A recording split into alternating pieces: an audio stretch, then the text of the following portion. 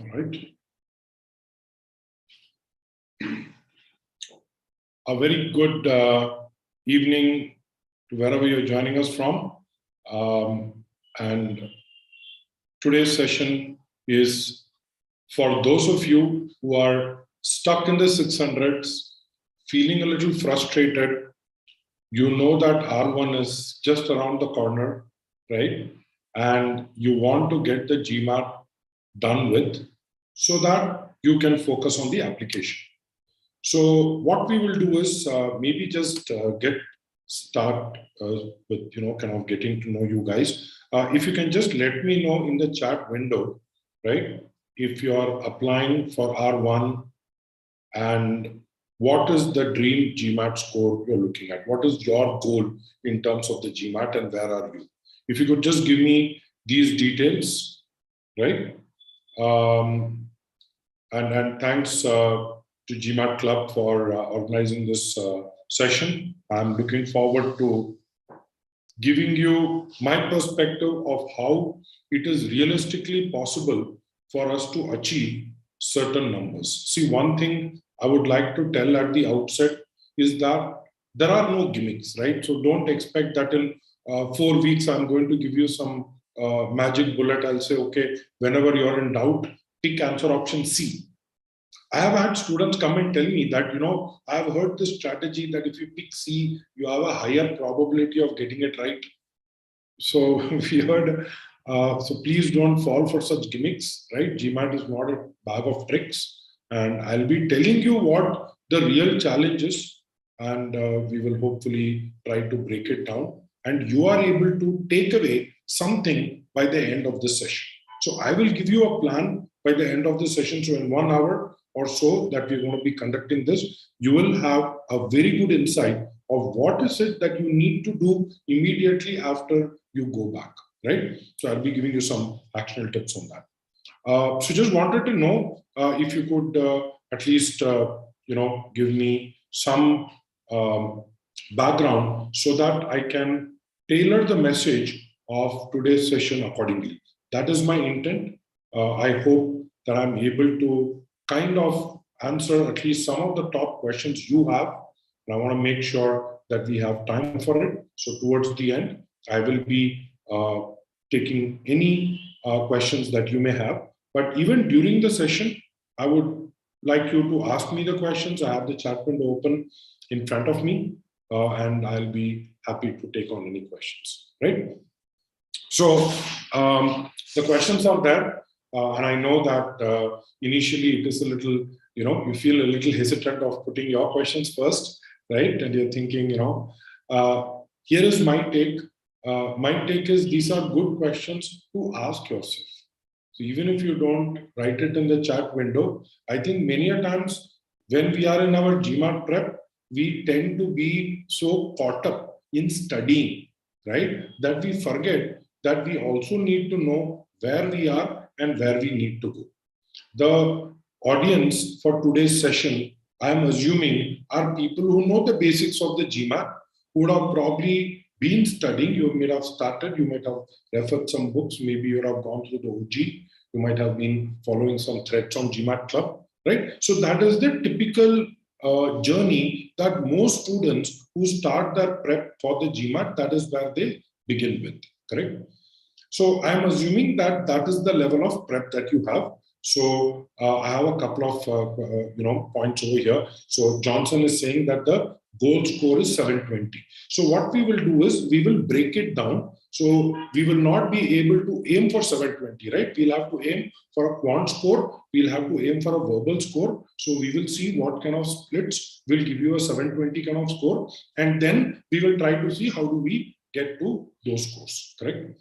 Pradeep tried GMAT once and got 600 exactly. Gonna try once more in exactly 2 months with an aim for 720. Pradeep, this session is meant for you, right? Like exactly the kind of audience that I have created this presentation for. That you have taken the GMAT, you know what the test is, but you are now looking at something. So please stay till the end. I'm sure you will be able to benefit from here.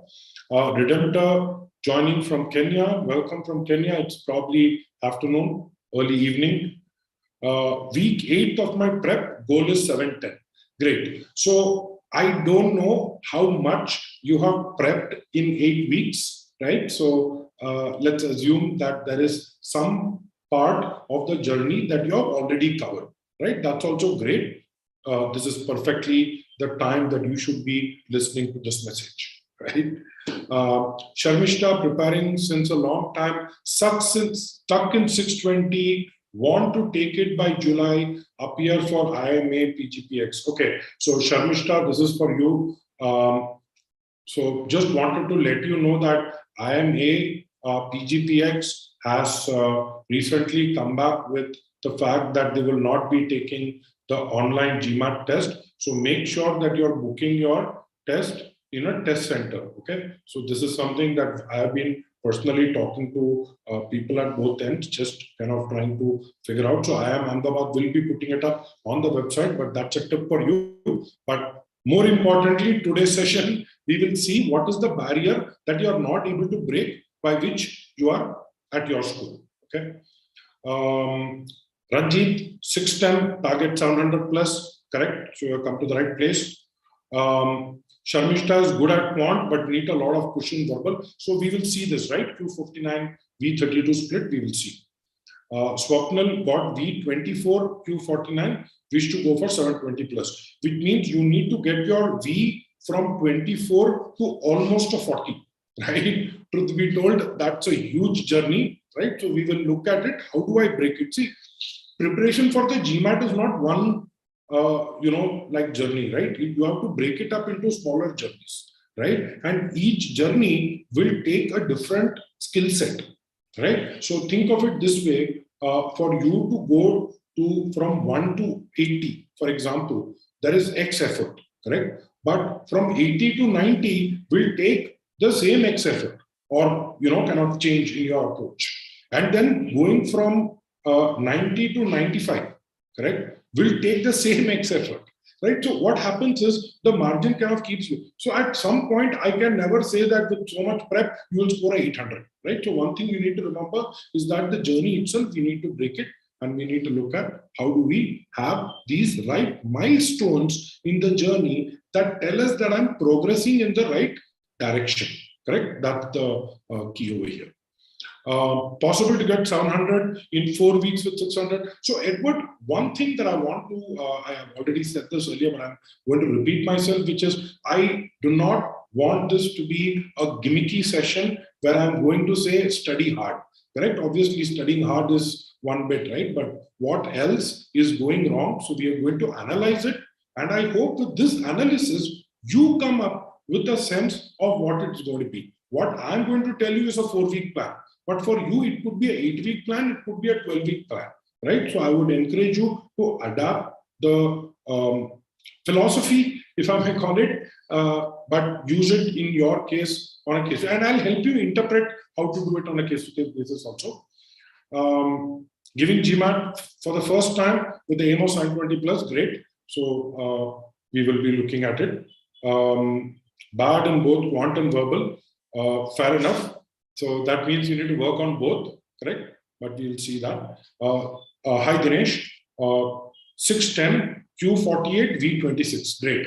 So that's also a classic split. So I'll be looking at some splits in quant and verbal. So what Dinesh has here is a kind of a classic split. So Q49, V24. So most of you seem to be okay with quant, but you need more help in verbals, right? So I will accordingly kind of get a little bit focused on verbal, right? So I'll try to look at what are the components over here. Catherine says, I'm stuck between 510 and 540. What should I do differently? Already exhausted big percentage of prep according to online advice I came. So Catherine, one thing that I would like you to know is just look at the GMAT in a particular way. And this is not just for Catherine, this is for everyone who's listening to me right now. I want you to pause and think for a minute what I'm saying, just reflect on it. All the B schools in the world, right? Why are they looking at the GMAT score? Because they believe that a person who's able to get a certain score on the GMAT has some amount of analytical thinking, has some amount of command over how to construct sentences in English, correct?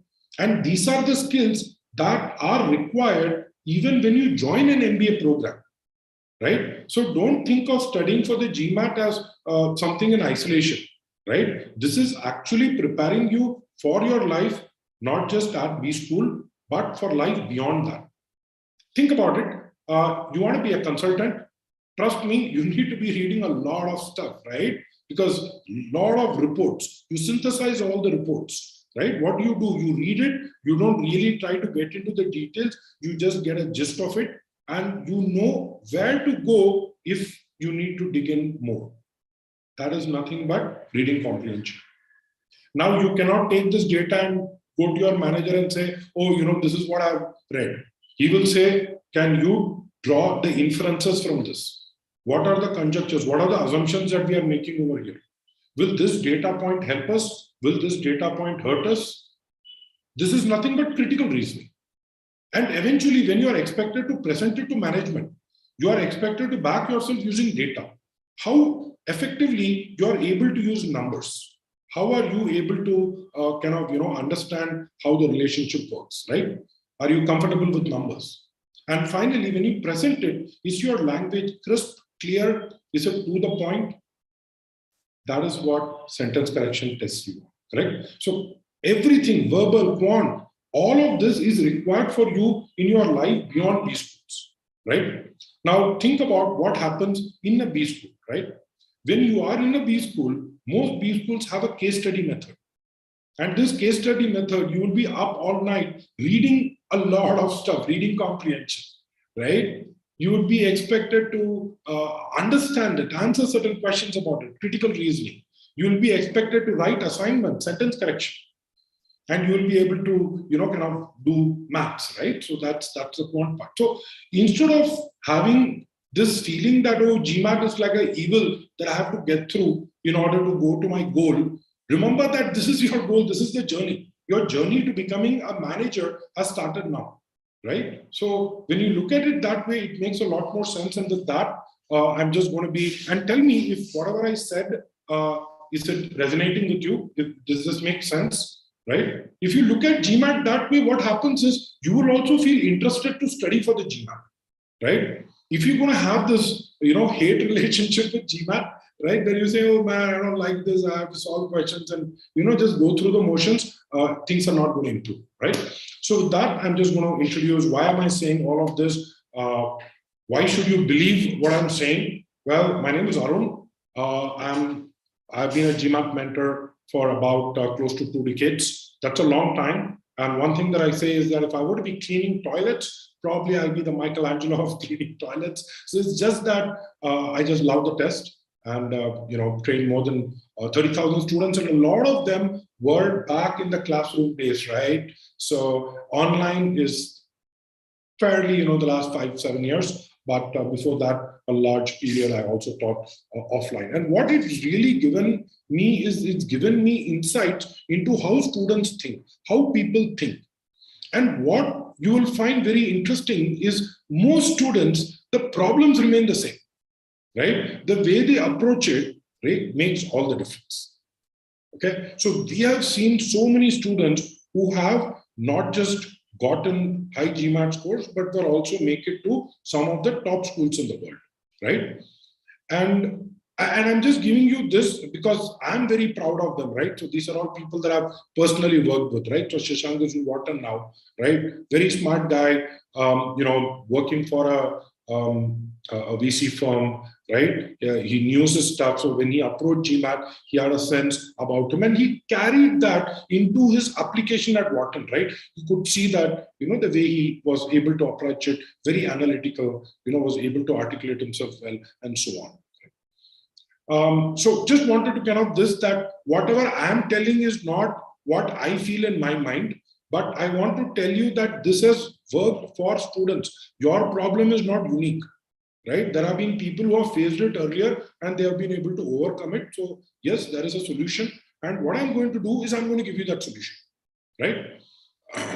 So before I get started, just, we are about 10-15 minutes into it. I'm going to be wanting to just make this small point over here, which is we tend to be living in a very distracted world. How many of you agree? Just let me know in the chat window. There is almost like a constant mental chatter when you're sitting to study for the GMAT. Have you noticed that? There is the phone that's bothering you. In fact, the biggest source of distraction is the laptop. And I'm expected to sit on my laptop, not look at any other tabs, and just study for the GMAT. It's almost like taking me to an ice cream store and say, well, this is where your diet starts. Terrible place to start my diet, right? So, living in the digital world, lot of distractions, right? So, I would give you a challenge and I would say, why don't we do this? The next 40 odd minutes, I want your 100% concentration, right, on what we are discussing, because this will be more important than anything else that you're going to be hearing. Okay, so this is very important for your GMAT and then for your MBA admissions and then for life beyond, correct? So make sure that you're paying attention. If there are any other tabs, if your phone is there, a quick hack that I have is keep it more than an arm's length away. Don't even switch it off, just put it more than an arm's length away. Just creating the friction will make you not reach out to the phone as often, right? And you can do that when you're studying for the GMAT. So that's a tip. With that, I'm going to be getting to what we are going to look at today. So we are going to understand what is the difference between 600 and 700. Okay, what is it that is the difference between these two numbers? What is it that GMAT is expecting? What are the problems that probably you are having? Okay, I'll try to kind of look at some of the common challenges that students face, and then I'm going to give you a solution for it. What is the solution?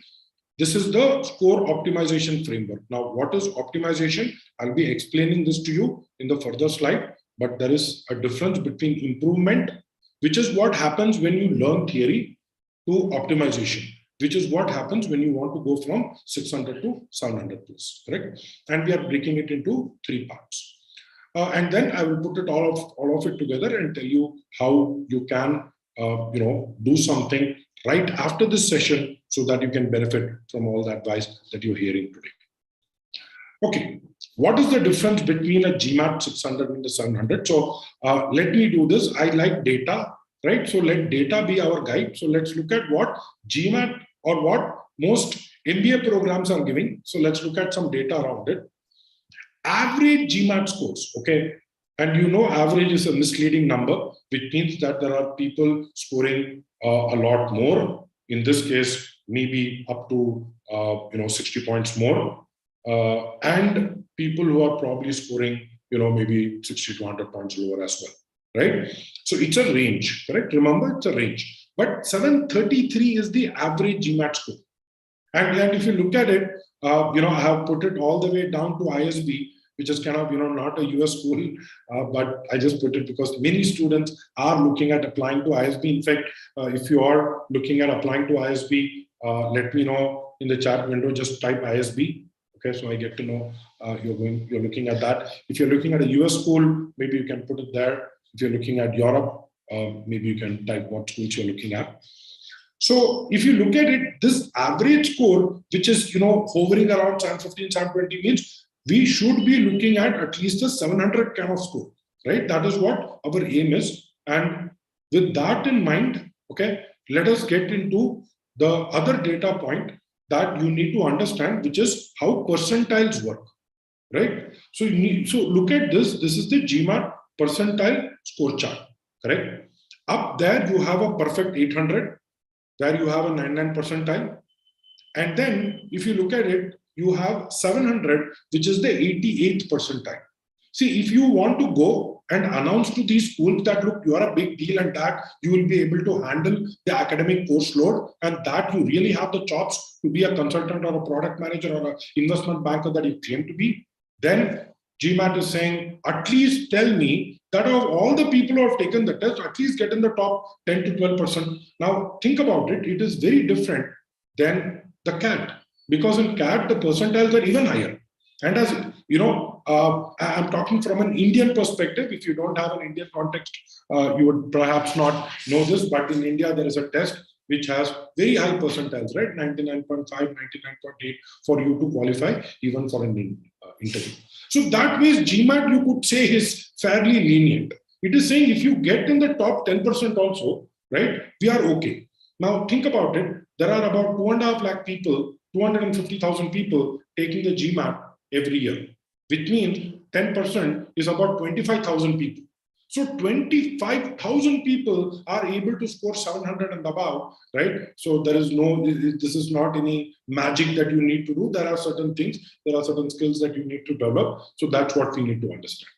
And if you look at 600, 600 is the 53rd percentile. Now you're coming to just above the 50% margin, correct? You are now in the top 50%. Here is my point to you. You cannot be in the top 50% if you cannot get the basics in place. If you are scoring 600 or so, it tells me that your basics are in place. You are not, if you had told me a 200 or a 250 or a 300, it would be a different story. Very honestly, I would not be, at least today's session is not catering to that audience. Today's session is catering to this audience, which has gotten to a 53rd percentile, is saying, what do I do to go from 53 to 88?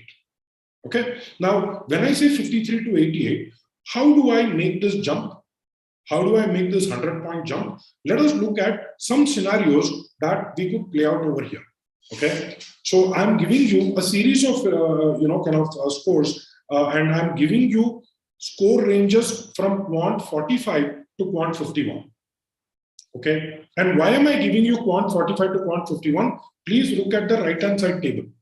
Okay. On the right-hand side table, you have the percentile ranking for quant. A quant 45 is the 53rd percentile, which means in quant, I'm at least expecting that you are at a 53rd percentile. Your journey now is to go to at least a 48 or a 49. Correct? Similarly, I am assuming a V27. What is a V27? It is not here, but it is round about the 50th percentile. Correct? But then you look at it, I'm giving you one more split, which is you are able to make an improvement in quant and you are able to jump from the 53rd percentile to a 59th percentile, which is not a huge jump, right? 53rd to 59th, that's not a huge jump. And in verbal, you go to a 60th percentile again. From a 50th to a 60th percentile, it's not a huge jump. Your scores go up to 640. At 640, there are some schools which will accept you, right? In fact, if you have a differentiated profile, you can apply to many of the Indian schools. They are not so rigid about GMAT scores as some of the US schools are. Okay.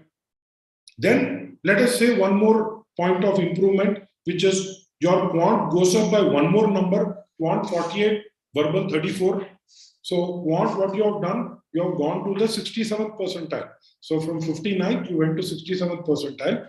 Verbal, you went to 34, which is the 70th percentile, gone to 660. But eventually, you want to go to Q49, V36 at least. But I am charting a full journey for you. So the journey will consist of step one, go from 600 to 640, right? Then 640 to 660, then 660 to 700, 700 to 740. Obviously, I'm not saying that you have to jump each time, but I'm just saying your journey has to be like that. You cannot magically one day score 600, next day score 760. It's not going to happen, right?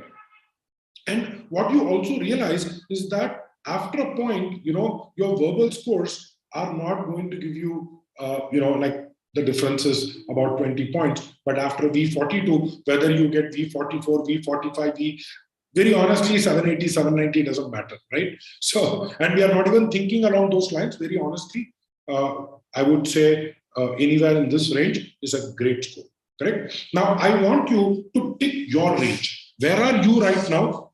And where are you wanting to go? And you can look at even two jumps, right? You can say, Arun, I am at Q45 and I want to go to Q48. I am at V27, I want to go to V34. Great. At least you have picked one solid movement. You know what is the boundary between which you need to move, correct? I will explain Sampath. I will explain the journey from V30 to V36. I'm just giving you that these are all journeys these are all micro journeys in your overall GMAT journey, correct? So just remember, these are all small milestones. I'm just trying to see how your GMAT score will eventually improve, correct? Right? So all of you, can you write what you think is your current Q and V scores and what is the Q and V score you want to get to? And whatever your split is, you have the percentile in front of you. But if you can tell me, like, Arun, I want to score 720, correct? So 720. So give me a number. So if you can just give me a number, Pratik.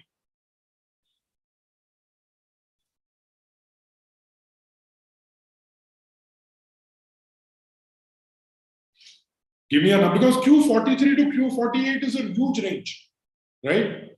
You're going from the 44th percentile to the 67th percentile. That's a huge range, correct? So I'm just saying, okay, so Saksham wants to go from a V27 to V34, okay? Present score range is Q49, V30. Okay, what is it that you want to go to, Sampath? Dinesh wants to go from Q48 to Q50, wants to go from V26 to V36, correct? Pradeep wants to go from Q47 to Q50 and from V30 to V36. Perfect. Got it. Pratik, I understood what you're saying. Improve from Q43, 48, so on. Got it.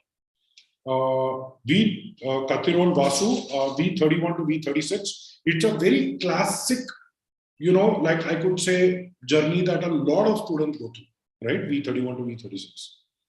Swapnil, V40 to V24 to V40, great. And Q49 to Q50, because very easy to improve in Q1, right? V29 to V36, Q50, V36, and you want to go, okay. What should be the verbal score with Q50 for, I've given it to you, V40. Look at the left-hand side column. Q50, V40 will give you 740, correct? Victor, Q44 to Q47, V40 to V44 makes sense. Shreyata Sharma, I'm sorry if I'm mispronouncing your name. V36 to V42, great. You're already at a V36, that's great. Your journey is going to be slightly different, okay? Q47 to Q50, fair enough. Redemptor, Q49 to Q48, and V37 to V49. V49, my suggestion should not be a goal, right? Because look at it, after a point, it is not going to really matter, right? So if you have already reached a 37, try to get to a 42, 44, but I would say after a 45, if you see, it is hitting the 99th percentile. So from 45 to 51 is all 99th percentile, correct? And that's a very, very hard zone to kind of really game it, right? You can't game it. At that level, you either know or you don't know, right? No amount of prep is going to really help you to go from V45 to V50, for example. Okay, so I got Vasu, okay. Abhinav, Q49, you are okay with that, but V34, you want to make it into a V38. All right, great. So I hope I kind of captured all of your scores. Great. Now what we're going to do is we're going to look at what is the typical things that must be happening to you in your current stage. And tell me if this is what you're facing when you're taking a test, correct? First thing is you're getting the easier questions right. But what is happening is after a point, you're consistently making enough mistakes on harder level questions for which GMAT is constantly pushing you back. Which means most of the test, you end up solving easier questions, and within easier questions, you're maintaining a kind of a decent accuracy. I've had a student once who came and said, Arun, I took the GMAT, I scored the 600, but I did not see any difficult question. If they had asked me a difficult question, then I could have proved to them I'm actually 700 level. I said, great, but you have to get very high accuracy at 600 level for GMAT to reward you with a 700 level. Okay, that means at 600 level, your core muscle should be so strong, right? That 600 too, you should be getting most of them right, that too in under time, so that GMAT is rewarding you with harder questions. So how do I get easier questions bang on under time? Okay. Second, how do I get tougher questions right? How do I improve my level on the GMAT? Second is, I have seen a lot of students approach this saying, let me try to spend more time in the initial set of questions because someone told me that the algorithm is going to be such that if you get the initial questions right, then you don't need to worry and GMAT will reward you with a high score. Not true. Okay, there is some truth to it in the sense that the algorithm, the way it is calibrated, the adaptive algorithm, towards the start of the test, your jumps will be more, right? So you don't want to get too many mistakes in the first 10 questions so that GMAT starts rewarding you by showing you tougher questions, and then you graduate to the big league, right? You start playing the higher stakes game, right? The harder questions come to you.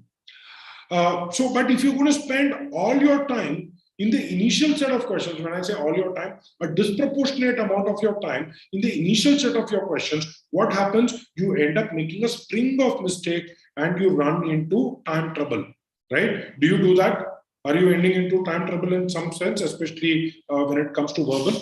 Either that or you're making a lot of mistakes, correct? It has to be one of these two. And the third thing that I've noticed is, you tend to be very strong in some areas. Otherwise, you cannot even get to 600. But many of you have an Achilles heel. There is this one thing that you don't like. And just to kind of ask it as a poll, okay, let me ask you this. Let me know in the chat window. How many of you hate inequalities questions when it comes in data sufficiency? Have you noticed those types? How many of you feel, my God, when I see those questions, I'm like horrified?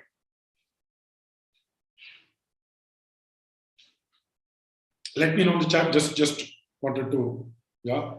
So now what is happening is, I want you to think about it.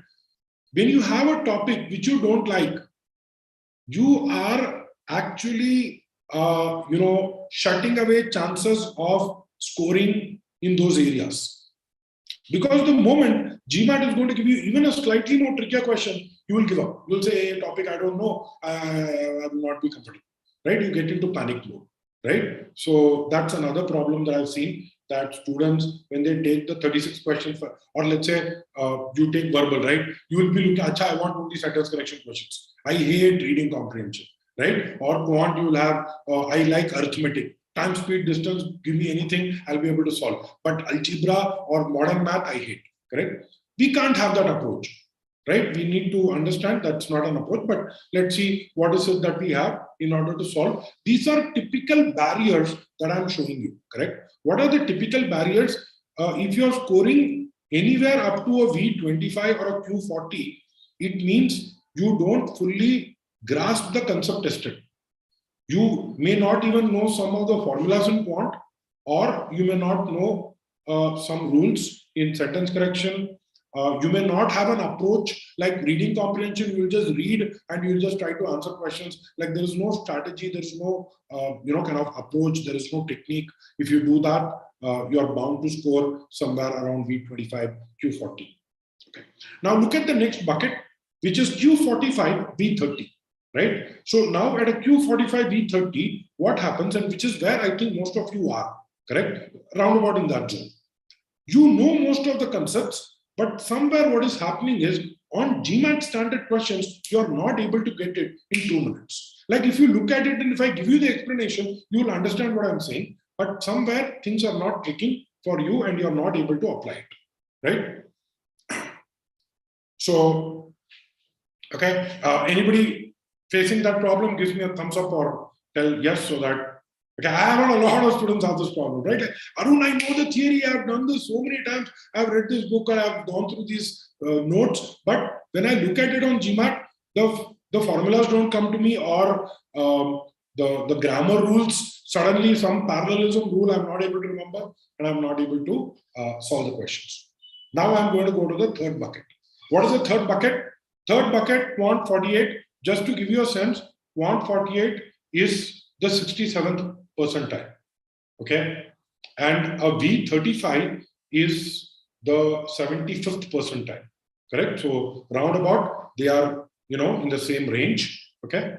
So once you get to quant 48 or V35, what is happening is you are probably able to apply the concepts as well. You are able to do it slightly better. But somewhere what is happening is some other issue is coming. For example, you may apply a rule and then suddenly discover that there is an exception to the rule that existed, which you were not aware of. Because you remember in that question, I solved it that way. This question, why is it changing? Brain is not able to wrap around it. Or your test-taking strategies may actually be poor, right? Which means you're not able to manage your time, you're rushing through questions, you're investing way too much time on some questions, right? All of this is letting you perform less than your actual potential, correct? You're performing subpar because your test-taking strategy is not in place. What does that leave us with? The fourth bucket. What is the fourth bucket? Quant 49 plus, V40 plus. What is this? You are scoring above the 85th, above the 75th percentile in quant and above the 90th percentile in verbal. You are doing very well. You are candidate for all the schools that I showed you in the earlier side. Okay, the top 10 school in the US, right? You'll be able to comfortably apply. What is it that these people are able to do? They have practiced enough. I don't think they know enough. They have practiced enough and they know how to apply the concepts very well. And what they are very good at is they are very good at eliminating wrong answer options very quickly. And one more trait they have is they are very smart at guessing. And guessing is a wonderful superpower for you to have on the GMAT. I'll be talking about guessing strategies very shortly, but just wanted you to understand that that person is playing it like a game. He is not looking at it and say, Acha, I have to solve all 31 questions and 36 questions. Correct? The difference between 600 and a 700 is 600, you are trying to solve the question. But at 700, you have to get to the answer. And there is a difference. Okay? 700 plus, you're not looking at, oh, how do I solve this? What is the method? Right? I'm trying to be more intelligent about it. Is there anything in the options that I can work out? Right? So you kind of get into it. But at the same time, your basics are very firm, which means you know how to apply the theory, you know how to look at it at a larger logical level. So these exceptions never trouble you. Because if you look at GMAT as a test of logic, you will realize everything will make sense. But if you're going to just look at it as a bunch of rules, right, it will be very confusing because you're not being able to understand the logic behind it. Correct? So that's my submission to you at this point as we get into the next point, which is, Arun, I have understood I am in one of these buckets. I have to move to the next bucket. You are telling me there are certain things that I need to do, but how do I do it? Great question. I'm going to be giving you an answer for that. And that is what the GMAT score optimization framework is all about. Okay. So what is this framework? It's a very simple framework. I've been using this framework for many years now, right? I remember this online and all that 1-2 years, right? I have been teaching classroom, right? And classroom, according to me, is like the final frontier, right? Because students are sitting in front of you and, you know, they are applying these techniques and it's working for them, right? So kind of had the joy of seeing people. Maybe at some point things open up, I get to meet you guys, right? But till that point, we're going to be having to do this online. Just a quick check. We are at about 9:40. Is it going fine? So I'm going to get into the next part. Any questions you have, I'm going to be taking it. But just next 5 to 10 minutes, understand this framework. I'm going to give you some quick things that you can do. Okay. And post that, I'll be taking some of your questions. Okay. So let's look at this theory. Look at this framework. First is theory. Second is application. Third is strategy. If you are not doing well on the GMAT, it can boil down to only these 3 factors. Okay, there is no fourth factor, only 3 factors. Either theoretically or conceptually you are not clear, you're not able to apply it, you're not able to strategize yourself well on the day of the test. If you're able to do these three things properly, your scores will improve. Right? There is no magic around it, right? It's a fact, it's a given that if you are able to improve these three. Now the question is, how do you improve? So for that, what I'm going to do is I'm going to break the 4-week plan that I told you into weeks where I'm going to tell you what is it that you need to do specifically. First week, what I want you to do is wipe the slate clean. What we have to do is make sure that from a conceptual perspective, have a clear look at what is in front of you. Okay, you don't need to worry about IR and AWA for now. Okay, but even look at IR, look at AWA. There is a strategy around AWA and IR. I will not be going through that strategy in today's session because we are worried only about the 3-digit GMAT score, which consists only of your quant and verbal scores. Right? For that reason, I will not get in. But look at it. You have 3 things in verbal. You have reading comprehension, critical reasoning, sentence correction. Reading comprehension has about 14 questions. Critical reasoning has about 9 questions. Remaining to 12, 13 questions in sentence correction. Correct? Quantitative also gets split between PS and DS, and I'll show you what are the various topics. What I want you to do, okay, and I want you to do this exercise today, which is, I'm giving you this link of the GMAT syllabus in case you want to see what the syllabus is. But ask yourself, for each of these, do you have an approach? Do you know how to approach a passage? Okay, be it a business, science, or history, no matter what the topic is, what is your approach? GMAT, don't think of reading comprehension as one skill. Reading comprehension is 2 skills. The first skill is called skimming. The other skill is called scanning. I'll tell you what those 2 skills are. But before I get there, I have a question for which I want you to answer in the chat window. Okay, and this is for reading comprehension. On a scale of 1 to 10, how important is it for you to understand the passage? 1 being the lowest, 10 being the highest. How important is it for you to understand the passage? Just give me an answer. Whatever comes to your mind, how important is it? 9. Rohit says 9. Okay. Saksham says 10. Kitty says 10. Okay. Is it 10? Okay. Gajin says 10.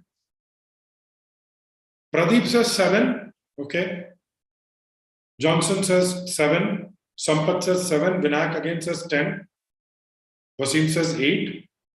How important is it for you to understand the question, understand the passage? Royston says 6. Excellent.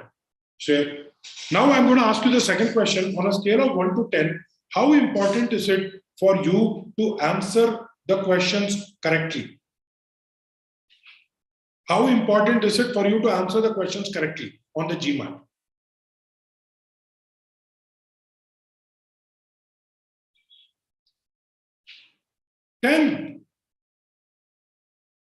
Nobody is going to say 7 or 8 now, right?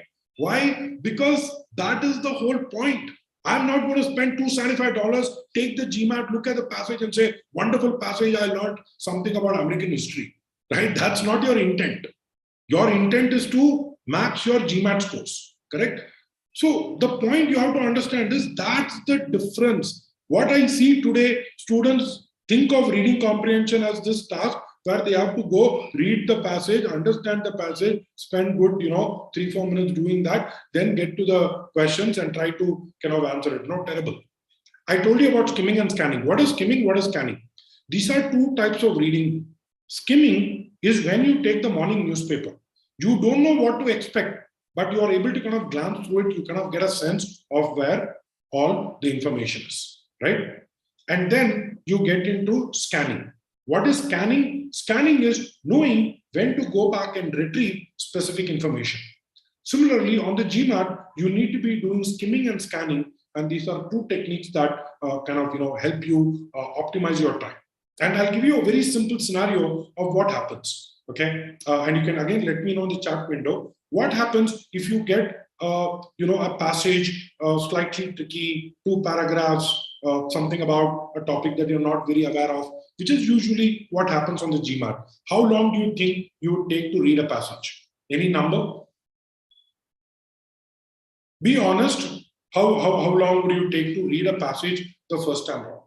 If the passage is dense and the passage is kind of as you would find on the GMAT, especially if you're doing well, remember, right? Because as your scores are going higher, your passage also can get potentially trickier, correct? Any number?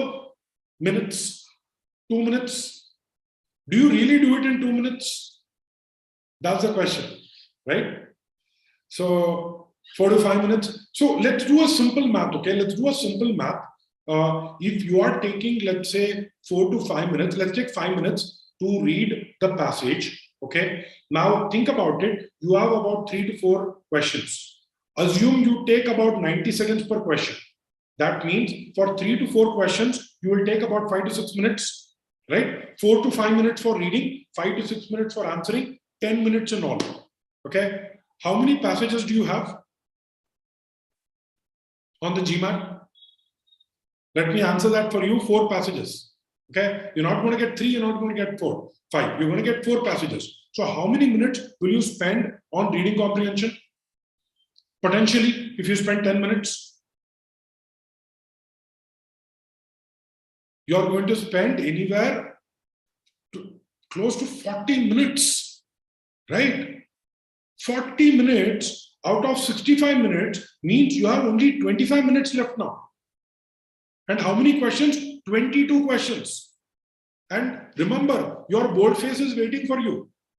Your 2 paragraph like that jumbo RC passage kind of CR question is waiting for you, right? Your RC passage with this tough inference question is waiting for you. So if you think that you can solve 22 questions in 25 minutes, it's a lost cause, correct? So very important that you understand, because once you get that about reading comprehension, it has nothing to do with any theory. In fact, reading comprehension is one topic where there is no theory, correct? So I hope that's giving you a sense of what I'm trying to say here, which is make sure that your approach. Now look at critical reasoning. I'm going to just move on. Critical reasoning, make sure for every question type, you have an approach that is ready. On the GMAT, you should know exactly what you need to do on a boldface question.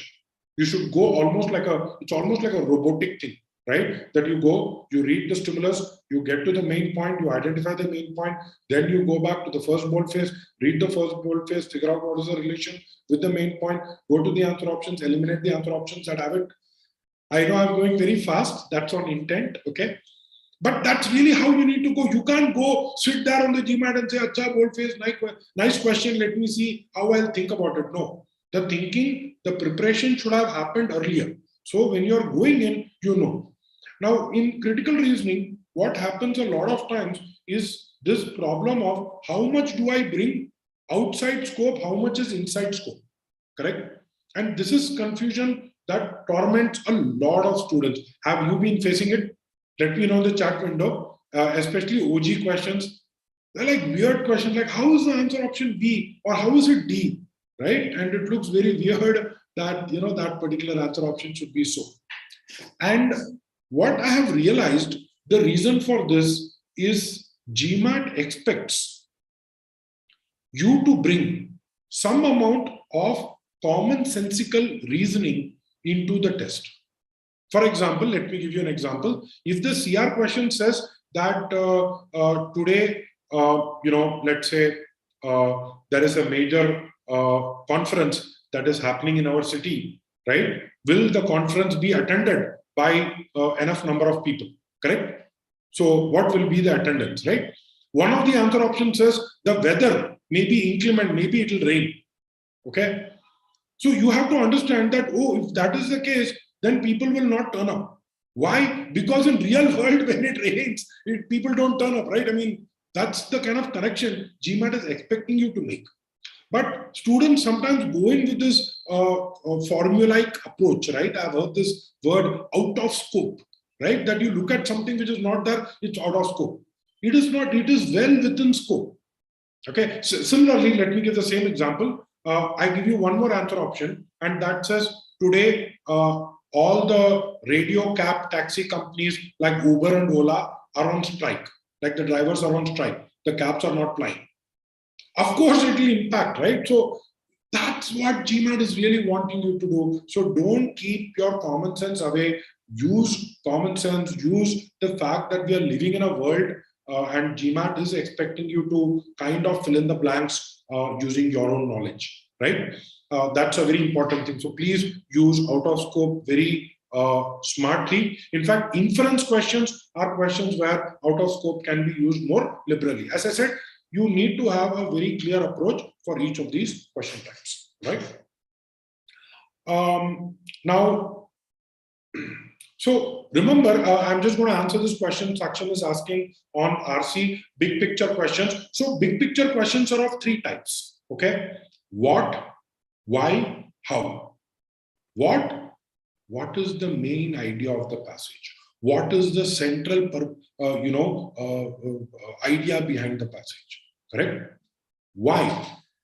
What is the primary purpose of the passage? Why was the passage written? Not what is written in the passage. Correct. So the answer could be like the answer option would be infinitives, right? To explain something, to discuss something, to describe something. And GMAT is also, kind of going to trick you between the answer options. That's another thing you have to be careful. One answer option will say describe. The other answer option will say discuss. Let us say there is a passage on, let's say, the traffic problem in Bangalore, which is true, by the way. I'm in Bangalore. We face a lot of traffic problem. In fact, we are the butt of jokes all over India for the traffic situation that we have. But the point is, if I have a passage on traffic problem, it says in 1985, this was the traffic, 1990, this traffic, then this happened, then after this happened, and there is this whole sequence of events which is leading to the traffic problem today. Describe the problem. Okay, for that passage, describe the problem. But there is another passage which says, one theory says we should have mass rapid transport, we should have metro. There is another one saying start the suburban rail. The author is saying on one hand, on the other hand, you are not describing, you are discussing. So even small differences between the answer options like describe and discuss can and will come back to bite you, right? So be careful on that. Leaves us with the third and perhaps the one that most people, just kind of have this feeling towards sentence correction, which is, I just don't know what's going to happen. Like every time I solve a question, it feels there is a new kind of rule. Honestly, no. Okay. There are some very basic rules that GMAT will test you on. In fact, it is published. If you go to mba.com, if you go to the official guide, it is published. And think about it, GMAT is a US company, right? They don't want a lawsuit against it where someone comes, according to the Anglo-Saxon branch of the language, this rule is right or wrong. They say these are all rules that are used in common everyday business language. Okay, so they have kept, nobody can dispute these rules. These are all, kind of fairly universal. And they have even told you what those rules are, right? So for sentence correction, very important that you develop first your ability to identify when a rule is being tested. Okay, if you cannot spot the theory, you will not be able to apply the theory. So before anything, your first core, as I said, this is your core muscle. If you are going to the gym and you're working out, you have to focus on your core muscle. What is your core muscle? Core muscle, zone in on the sentence. Try to understand the larger intent. Why? Because most of your rules will be based on logic. Correct? So you have to have a larger view of the intent of the sentence. Know what is the main clause, what are the dependent clauses. At a large level, what are the modifiers? Once you know what is the clause, you automatically you will be able to use subject verb. You will be able to use modifiers. Then you will identify triggers. Whenever there is a list X, Y, and Z, parallelism will be tested. Not only but also, parallelism will be tested, right? Or you look at comparison. The moment it says X, then Y, write the word then rather than instead of. All of these, I know there are two entities that are compared. They have to be logically, grammatically similar, correct? So at this point, what you need to do is, as far as sentence correction is concerned, in fact, here is a good exercise for people who have done a lot of official material and who are feeling that I've wasted like so much material, I don't have new material, how do I go back and practice, correct? So here is what you can do for sentence correction. Just go through the OG. You already know what the right answer is, okay? So don't try to solve it.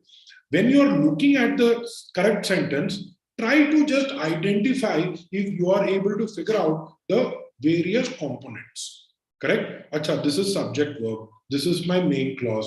This is a modifier, right? This is coming after the. So just get a general sense of how the sentences are structured, even the ones which is outside the underlined part, not just the underlined, but also the outside the underlined part. Correct? So very important that you do that, and this really will give you the strength to apply multiple rules, because what is going to happen at a V35 onwards is that the rules will not come in isolation.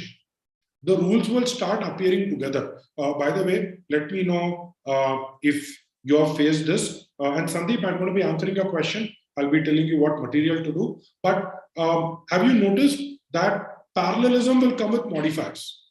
Correct? So kind of they will come together. Comparison will come with modifiers, right? So you will see that there are these rules which are sometimes used in combination, it's used in conjunction, and that makes the application even more harder, correct? But that's something that you have to expect at a V35 and above, which is that the rules will kind of be coming together. Right? Now, I'm going to do the same thing for quant, but since most of you are fairly okay in quant, and my advice for you would be the same, which is you have to make sure that from a application perspective, you are able to solve a question of all the topics that are going to appear on the GMAT. It's not a big deal. Today, it'll take you maybe half an hour, 40 minutes to just look at the theory, solve some questions, get some hang of what it is. I'll tell you why.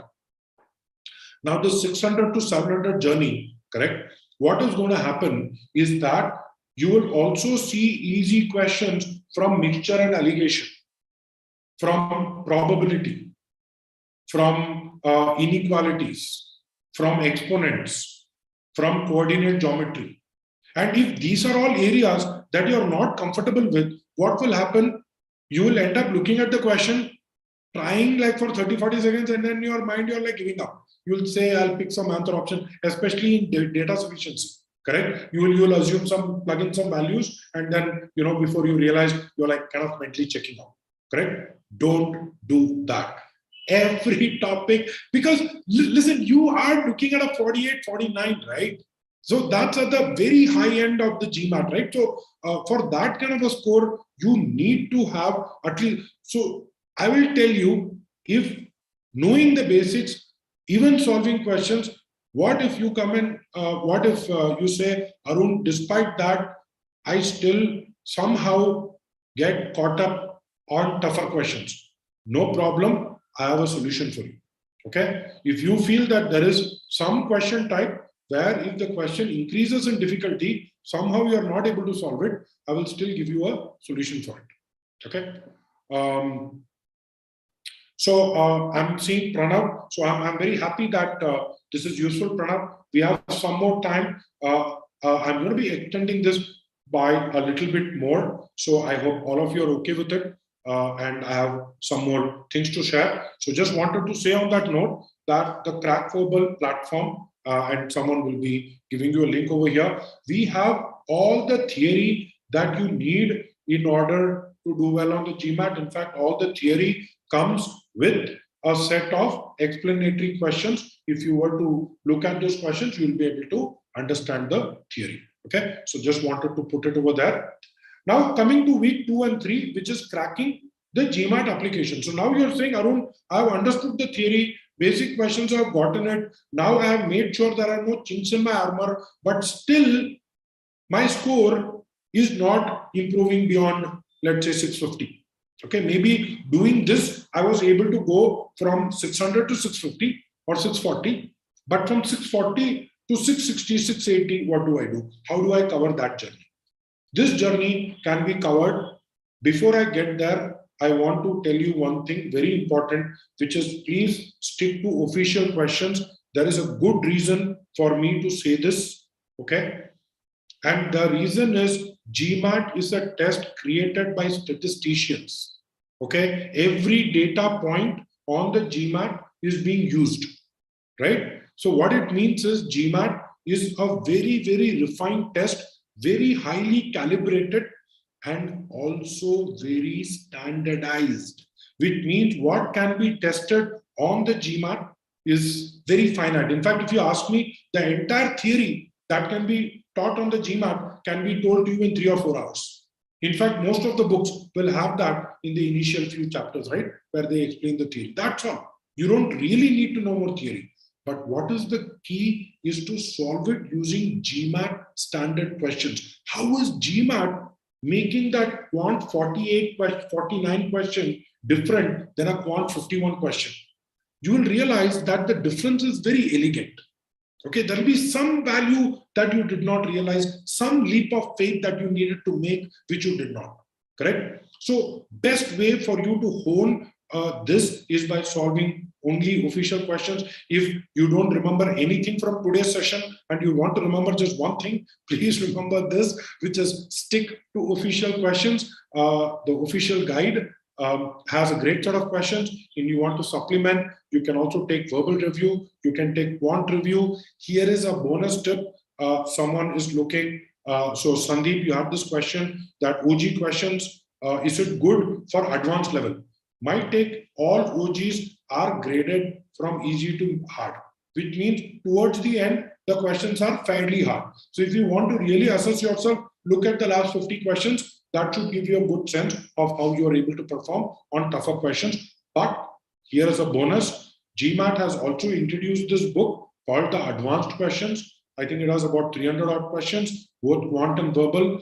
Really nice, juicy questions. If you want to see what gets tested at, let's say, a quant 49, 50, 51, or a verbal 38, 40, 42, those kind of levels. So really tough questions, right? Here is something in case you say, Arun, those are all official questions, official material, I don't want to buy a book, where you can go to GMAT Club. In fact, these are some of the tags. If you see, one of the tag is difficulty 700 plus. Just one thing I want to tell you is, don't take this very seriously. Sometimes I feel there are great questions in this 600 to 700 level also. Okay, so you can look at those questions also. But make sure you are picking only the official sources, correct? And there is a reason why I'm telling you this, because though if you see even crackable resources are listed, but at least at this point, what you need to do is hone your muscle memory almost of identifying what a real GMAT question looks like. Okay, so those are 2 bonuses as far as preparing is concerned. Okay, now that you know what material to do, how do you do it? Here is 7 steps that you can follow when you are solving any questions, right? First thing, pick a set of questions. You can pick a set of, let's say, 9 to 10 questions in verbal, right? So you say 9 to 10 questions in verbal. I'm going to give myself approximately, if it is 9 questions, you will give yourself 15 minutes, because that is the time that you have on the GMAT. So you'll say, I'll take a set of 9 questions. I'll keep the timer as 15 minutes. Whenever I don't know, or if I feel I'm not going in the right direction, or I'm running out of time, what do I also do? I guess the answer. Okay, very, very important that we force ourselves to guess. Okay, and very important that you understand that you're taking only so much time per question. But whenever you're guessing, what you can do is put a small asterisk or just make a note of the questions on which you guessed. Now what you do, step number 3, Forget time limit. You have infinite time. Go back to the questions and tell me for which of the questions would you change your answer. In fact, you will be very surprised that many students, when they go to number 3, they realize that while they were solving, it felt that they needed an extra 15-20 seconds. But now when they go back, and even if they spend an extra minute, it did not really reap any dividends. Correct? What is the learning for us from this? Which is many a times the sense of time is based on our perception. Right? We just feel that, oh, I wish I had more time. But in reality, your brain is doing a beautiful job of solving it in the most optimal manner. Correct? But still, do step number 3, take your time, go back. Now, what you do, step number 4, look at the answer, do not look at the explanation. And I'm telling you why. Just check your score. Out of 9, how much did I get? But when you look at the answer, you get to know what was right, what was wrong. Now what you do, step number 5, go back, resolve the question and try to say, now that I know that the answer is such, what could have happened over here? How do I? And unless and until you put yourself through this pressure, okay, of learning, of internalizing the problem, improvement will not happen. And this is the important part. This is the hard part, right? This is the hard, there is a book, right? The hard thing about hard things. Welcome to GMAT, right? This is what is going to help you make that improvement, right? Putting that thing, trying to look at it, how do I solve it? Then what you do, step 6, look at the explanation, okay? Go to, GMAT Club, you'll find the explanation, see what is it that I thought, what is that extra information that I've gotten, and most importantly, step number 7, make sure you are learning from it. I'm a big believer in making notes, and it sounds very old school, but trust me, your learning goes up when you are kind of putting pen to paper, when you're typing something, you own something, right? So though you may read it, but I feel there is a lot of merit in making our own notes. So that is how you're going to go about solving any question. So make sure that you make this into a practice. Now, what kind of questions, what kind of errors? Here are 5 types of errors, right? Now, when you look at a question, don't look at it whether you did it right or wrong. Okay. Also try to see what is it that I can learn from it. Correct? That is going to be a key.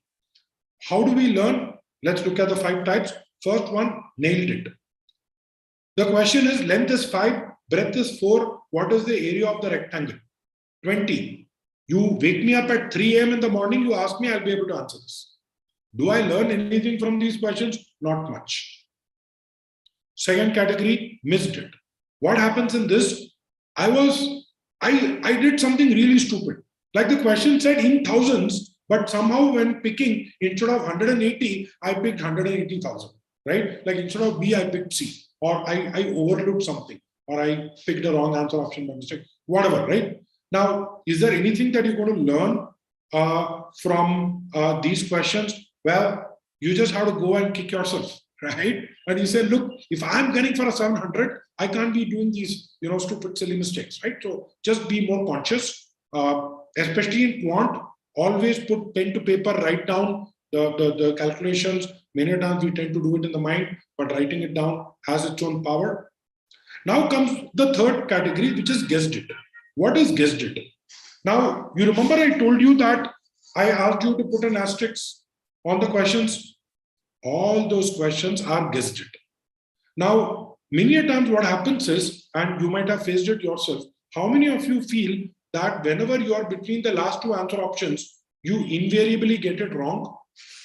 Let me know in the chat window that you invariably get it wrong when you are between the last 2 answer options.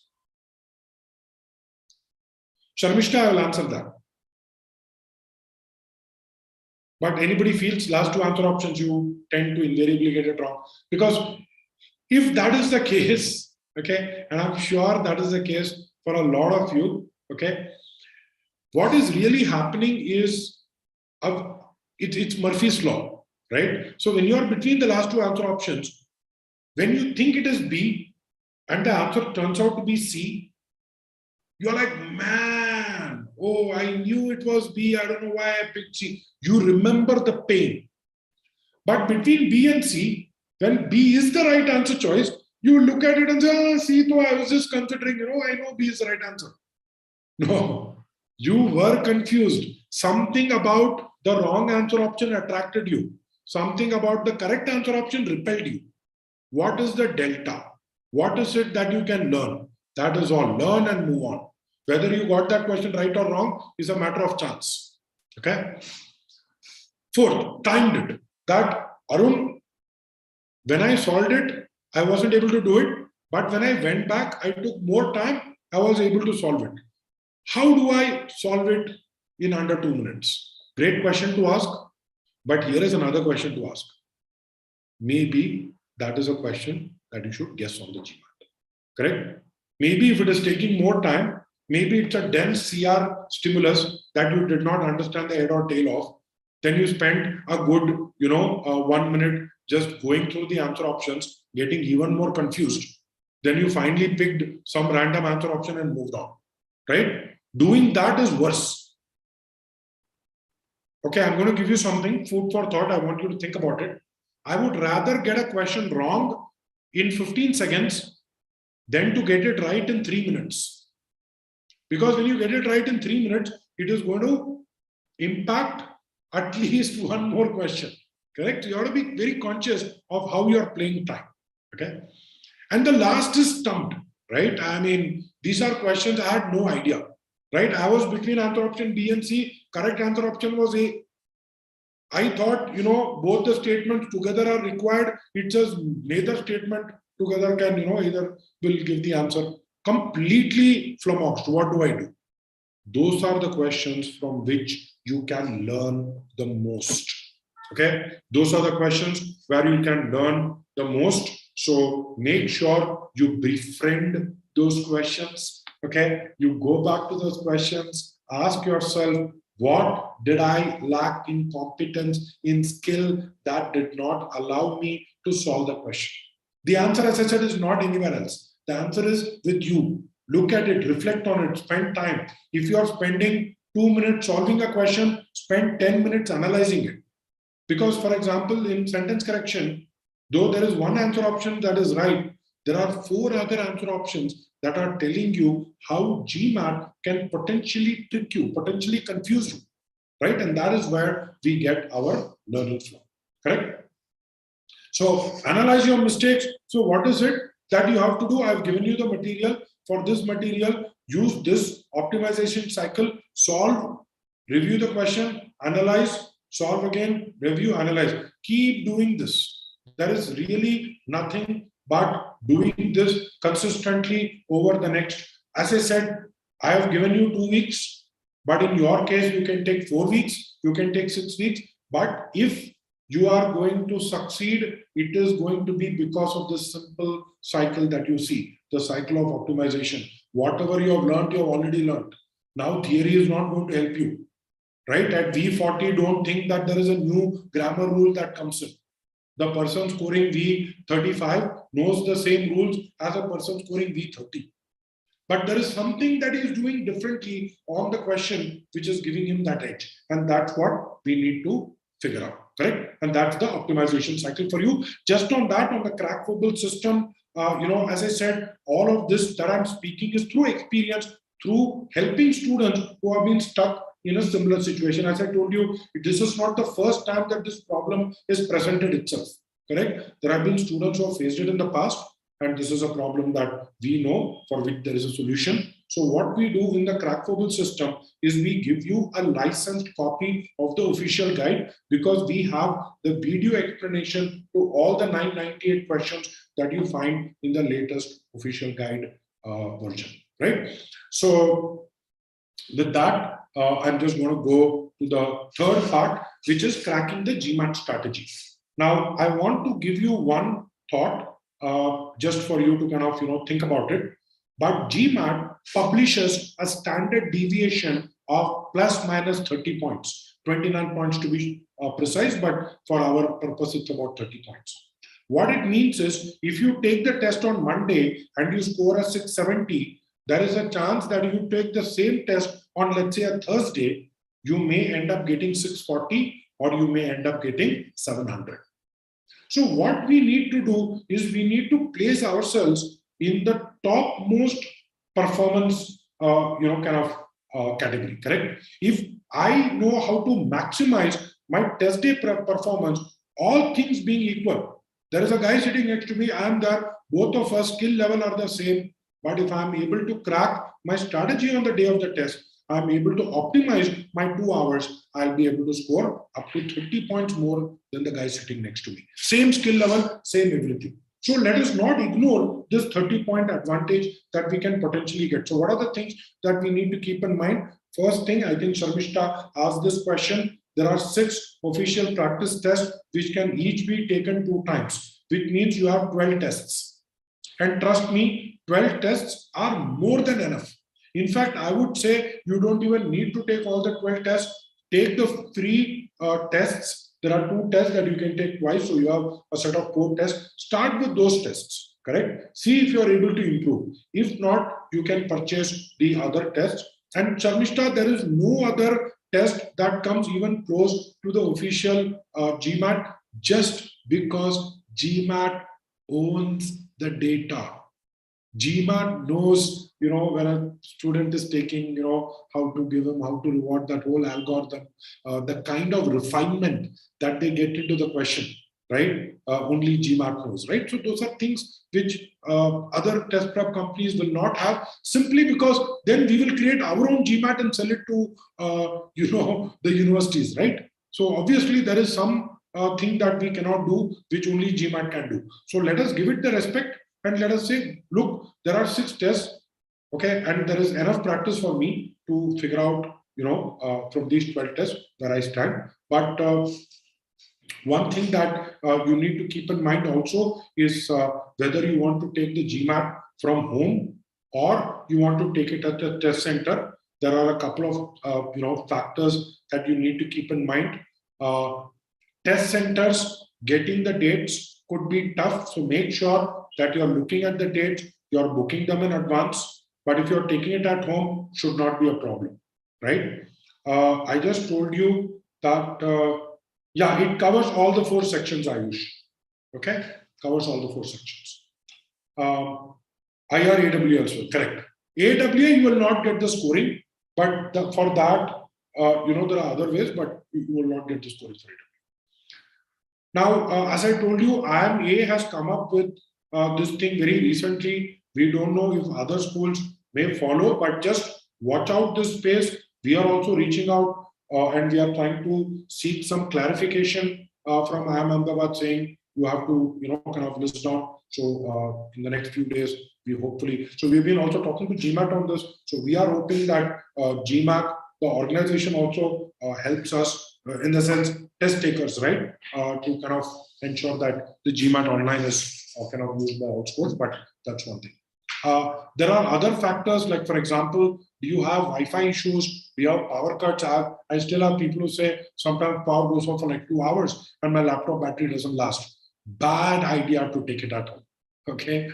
The other thing is the proctor may want to look around your room. So the proctor experience is very different. When you go to a real center, obviously everything is physical. You will sign an NDA. You will, you'll have a locker. You will keep your stuff there. You have a biometric and all that. But when you go through online, the process remains slightly different. Even in terms of rough work, what you get in a test center is you get the scratch pad, whereas when you take it at home, you obviously have a virtual screen, but you also have a physical whiteboard, right? So this again makes the experience somewhat different. But I would also like you to consider what is your personal comfort zone, right? Many times I've seen students sometimes say that when I go to a test center and I take it, it just feels like a real test and I want to give GMAT the importance it deserves, right? Whereas I've also had students who have come and told me that, Arun, I'm very uncomfortable if I go to a test center, it just adds to my pressure.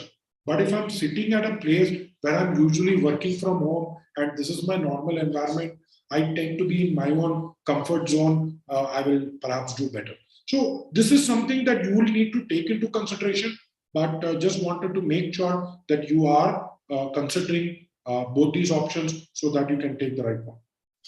Now, the test itself has three options, correct? Three section selection options. You can either start with AWIR, which was the original, in fact, before 2016-17, when they introduced section selection order. Before that, order option 1 was the only option that existed. You took AWIR, then you took quant, then you took verbal.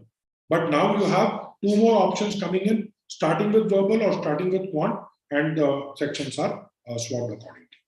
Now, according to me, is there a best option to consider?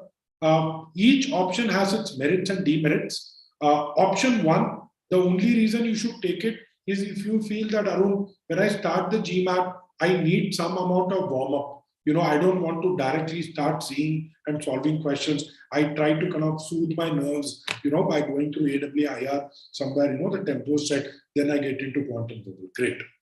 Take option 1.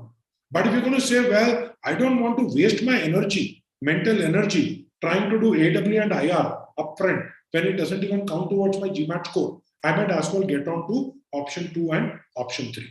Correct? Now, option 2, start with verbal. When do you start with verbal?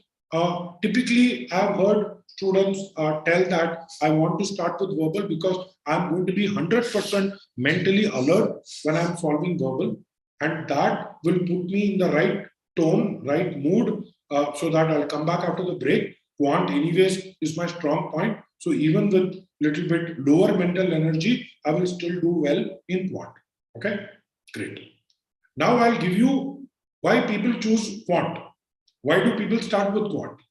I have students who come and say, Arun, I'm very confident in quant. I want to go like barging through the gates and say like, first, let me crack quant, get it out of the way. I know I've done well in quant, gives me confidence when I get into verbal. You know what? Works, right? So make sure that while you are taking all these practice tests, correct, you are experimenting also with the order, the section order, that you have, correct? You said that, so the GMAT test can be taken twice. I think there is a limit to the number of times you can take it, but you can take it one more time, right? So if you're taking it once, you can take it once. When you go to mba.com and look at the software, you should be able to see the features over there, right? So now I just wanted to also bring to your notice that, we have 65 minutes in which you have to solve 36 questions on the GMAT, right? Now, what I told you earlier, 9 questions, 15 minutes. That is your pacing chart when it comes to verbal. 9 minutes, 15, 9 questions, 15 minutes, correct? So if you're going to be going at a pace of 9 questions that you do in every 15 minutes, you will realize that you will do 36 questions in 60 minutes, correct? So what I would like you to do is think of GMAT not as one full test or one full section, but think of it as 4 mini tests, 4 15-minute tests. And in each of these 4 15-minute tests, if you are able to do well, you will do well overall on the GMAT. How many minutes? 15 minutes. Now you'll say, but there is 65 minutes. What do I do with the extra 5 minutes? The extra 5 minutes I'm going to give you as a buffer time at the start of the test. Why is the start of the test? Why am I giving you more time? Isn't it counterintuitive? I told you you should not take more time. Now I'm saying you should take more time. Well, let me look at it from a basic human psychology perspective, right? When you start the test, let's say question number 3, you get a very tough CR question. It is human nature that you are going to throw all at it and you will spend maybe a minute more extra trying to get it. You will not easily guess that. But think of question number 34, right? You're just on the verge of completing the GMAT. To a large extent, whatever you have to be scored is already done, right? Now you look at a question, you're reading the stimulus, you're not able to make sense. Chances are you're going to say, you know what, let me just go guess and move on, right? So as humans, we tend to guess better towards the end of the GMAT. That's why I'm giving 15 minutes for 9 questions towards the end. But in the beginning, I'm giving you 20 minutes for the first 9 questions. Just why? Because 5 minutes, it is, a lot of times you have starting trouble, correct? Inertia, brain is a little slow when you start. So just to pick up that speed, you can take some more extra time. Okay, same thing in verbal. The math is very simple. You have 10 questions, you have 31 questions, you have to do it in 62 minutes. Here it is simpler. You have just 3 buckets. First 10 questions, next 10 questions, last 11 questions, right? So 10, 20, 31. Again, I'm giving slightly more time for the first 10 questions, and then equally giving you slightly less time than 2 minutes for the last set of questions, correct? Again, these are all strategies that you need to be working during your practice so that you are able to apply on the GMAT test. Okay, and one thing that I just wanted to, and I'll be answering all your questions. I'm kind of done with what I had, so I'll be looking at your questions. But just before that, I just wanted to say, see, a lot of times I have heard students tell about data. Data is one way of looking at the GMAT. But according to me, there are other aspects of it, your confidence, the way you're thinking, you want to talk to someone. So at Crack Verbal, one of the things that we do is when the students start off, we first put them on an improvement phase. We make sure that you go through the content, make sure you have all the required skills, okay, on the GMAT to kind of, score well. Then we take you through the entire set of OG questions, handhold you through with the explanations, and then the third step, while you're taking the test, you can reach out to my team. So we have been working with students very similar to you. We understand the problem. So we kind of look at your test scores. We look at the ESR. We try to kind of define what your plan is. Because 650 to 700 or 700 plus, each one will have a slightly different requirement, right? And it has to be understood in context, where you're coming from, right? What is the real issues and so on.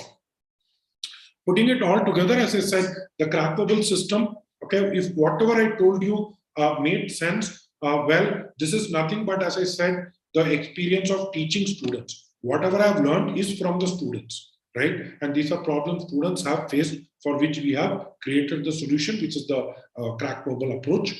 And it consists of 3 things. First, we have a plan. Why? Because if you fail to plan, then you plan to fail, correct? Whether it be 4 weeks or be 8 weeks, very important that you have a start point, you have an end point, you have the resources required for you to prepare, you have all the requisite practice material for you to try it out.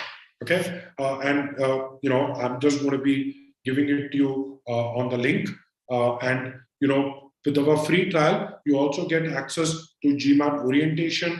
You also get access to the GMAT strategy module. We have some videos that you can look at, 100 plus questions that you can give access. And also, in case you are interested, we have some live sessions. We have live program. So we have asynchronous learning, which is learning that is flexible. You can do it at your own pace, recorded lectures. But we also have live classes. A lot of students say, Arun, I need more commitment. I need something on my calendar that is going to block my time, where I'm going to come and learn from an instructor, real time, solve questions, get to know how others in the class are doing vis-a-vis me. If those are the kind of things that kind of attract you, then maybe you should look at the live instructor-led sessions, right? Great. With that, I hope I was able to help you think. I was, we kind of deconstructed what the GMAT is. I would really love to hear your questions. Also, feedback. What did you think about the session? Was this useful? Is this something that gave you some food for thought? What are the things that you're taking away from this session? As I told you, I wanted you to reflect, and perhaps this is the time for you to reflect. What are the things that you want to take away from the session? I'm going to look at, by the way, there's the contact details that you have on the screen. Let me just look at the questions. Yeah, I think Sharmishta, thank you for answering. Sampath had the question. Okay, so here is the thing. When I take official questions, if there is repeat, what do I do? If there is a repeat, score 800. You think it's repeated? No, then score 800. You will realize that it's not that easy. See, the algorithm, the moment you get those easy questions right, what do you think GMAT is going to do? First time you scored 600. Out of the first 10 questions, you got 5 of them wrong. Okay. Now what happens? You see repeat. You get 8 of them right or 9 of them right.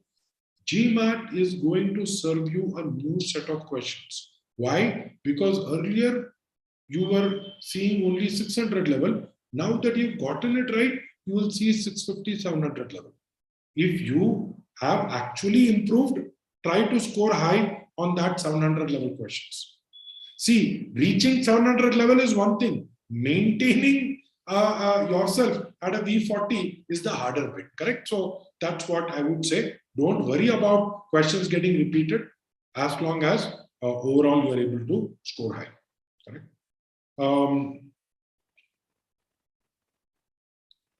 So Sampath is asking, are the algorithm changes in some test after you correctly answer 3 questions, one easy, one medium, one hard? No, Sampath, I'm not sure that you have gotten this theory from. See, the algorithm is an adaptive algorithm, right? So the adaptive algorithm works very differently. I mean, for you at this point, what you need to know is that it is going to be easy, but you start getting those right, medium, you start getting those right, hard. But it's going to be on a continuous process, right? So it's not that it's like one question is suddenly hard, one question is easy, right? So the understanding is right. So thank you, Sampath. I'm glad to hear that you found this useful. Thank you, Kerrigal, also. Anybody else just wanted to know how you felt, because that will also give me feedback if the content that I created was something that resonated with you. If you're seeing this on YouTube, please do put it on the comments below whether you like this video, and do like this video so that more people are able to see this, and especially students who are similar to you in the 600 range and who are looking at 700 are able to benefit from it. All right. So I'll just wait for another minute to see if there are any questions. If not, I'll kind of stop the sharing. All right. So thank you for coming in today.